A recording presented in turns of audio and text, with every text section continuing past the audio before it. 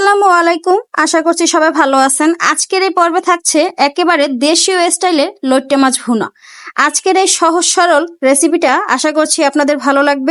যদি ভালো লাগে তাহলে ভিডিওতে লাইক এবং কমেন্ট করবেন। যারা ফেসবুক থেকে দেখছেন অবশ্যই পেজটিকে ফলো করে রাখবেন।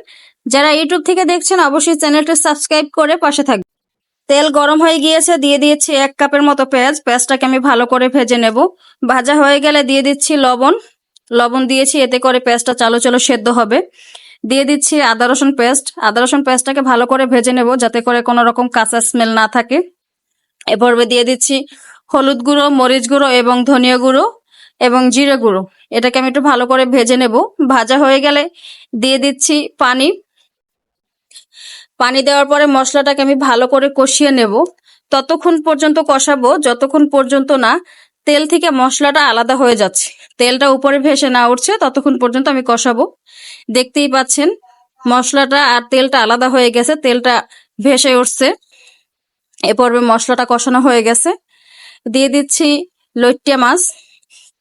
লইট্টা মাছটাকে আমি ভালো করে কষিয়ে নেব। আর মাছটা আমি ভালো করে ধুয়ে নিয়েছি এবং লবণ দিয়েও ভালো করে ধুয়ে নিয়েছি। মাছটা কষানোতে যে ঝোলটা বের হবে সেই ঝোলটা দিয়ে আমার পুরো রান্না হয়ে যাবে। এখানে আমাকে এক্সট্রা কোনো ঝোল দিতে হবে না।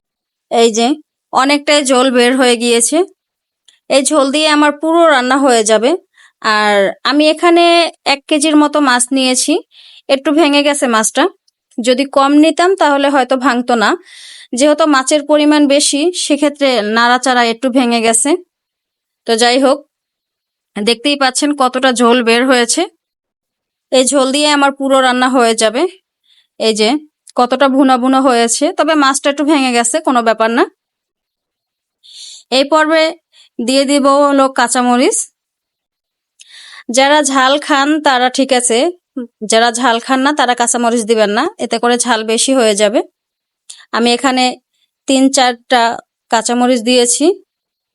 কাঁচামরিচ দিয়ে একটু নাড়াচাড়া দিচ্ছি যাতে করে ঝালটা পুরো তরকারিতে মিশে যায়। আর ভুনা ভুনাও হয়ে গেছে। এ পর্বে আমি নামিয়ে নেব। নামিয়ে নেওয়ার আগে আমি এখানে ভাজা জিরের গুঁড়ো ছিটিয়ে দেব। দেখতেই পাচ্ছেন আমার পুরো রান্নাটা হয়ে গেছে। আর এটা ফাইনাল রেজাল্ট। কেমন হয়েছে অবশ্যই কমেন্ট করে জানাবেন। সবাই ভালো থাকবেন। আল্লাহ হাফেজ।